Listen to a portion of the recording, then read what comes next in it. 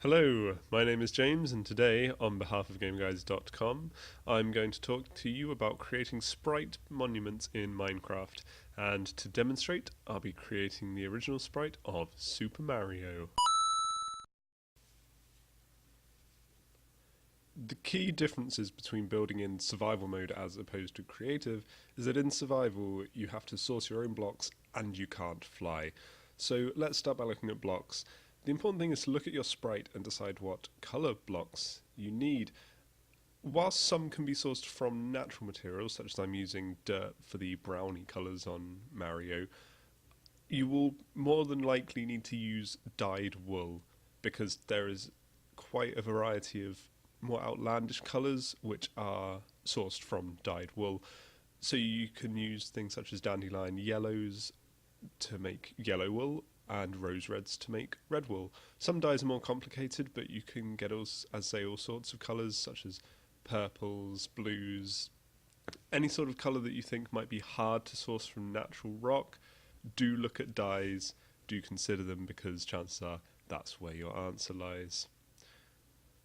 So then, you've chosen your colours, you've gathered your materials. Problem number two, you can't fly, which means the best way to create the sprite is in a typewriter fashion by working on lines at a time and jumping up upon the next line, working your way across. As you can see, we're starting with the bottom of Mario's shoes, then we're going to jump up and build the next line as we go across.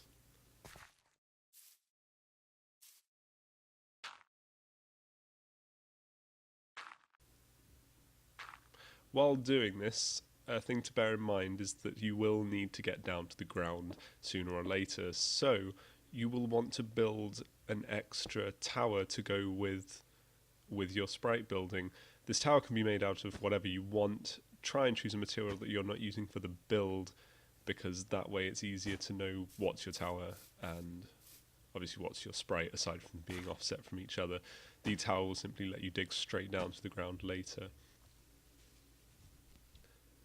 Another essential tip is the ability to build off the ledge you're currently standing on. To do this, you will need to hold on PC. It defaults to shift, but it's referred to as the sneak key. This allows you to move to the edge of a block without falling off as long as it's held. And that way you can actually overhang and place a block on the edge of the current one you're standing on. This is an essential trick for this sort of building.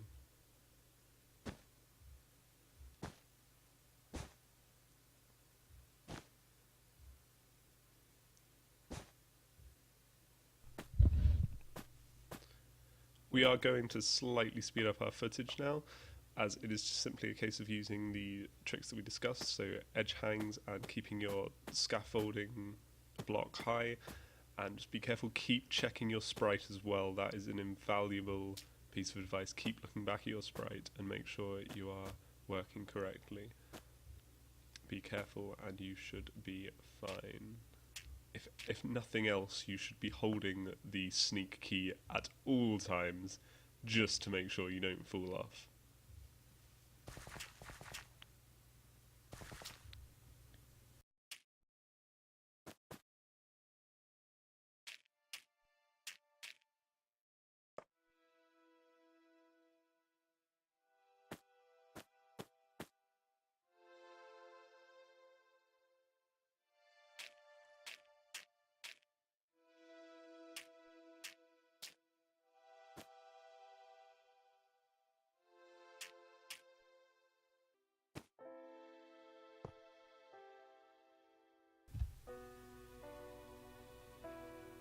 Now that we are nearing the top of the head, we're actually going to demonstrate returning to the ground, because we've run out of red wool.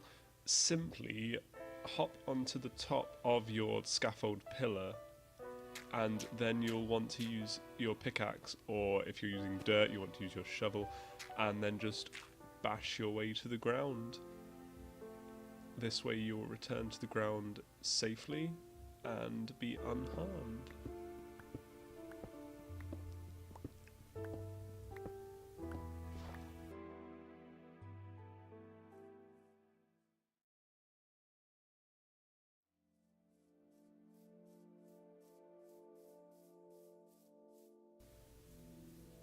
Following on from returning to the ground, we're now going to demonstrate returning to the top of the scaffold, which simply requires you to jump and place a block under your feet at the apex of your jump. You can do this indefinitely, and whilst yes, this is amusing, you can go up into the sky, it's not recommended just in case you fall off.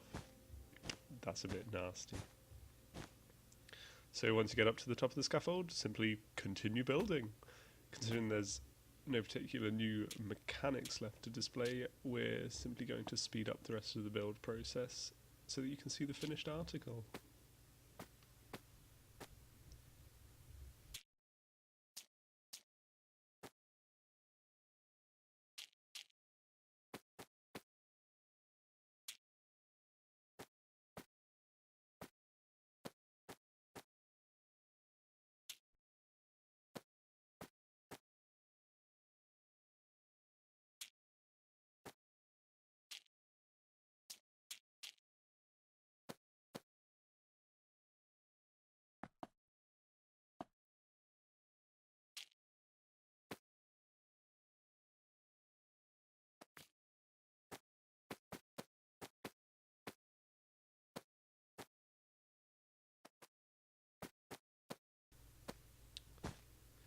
And there we have Super Mario built in blocks in Minecraft.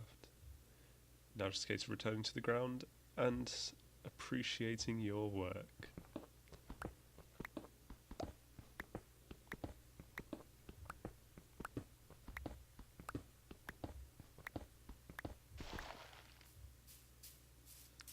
For more on Minecraft, as well as games such as Air Buccaneers and Field Runners 2, don't forget to visit gamerguides.com.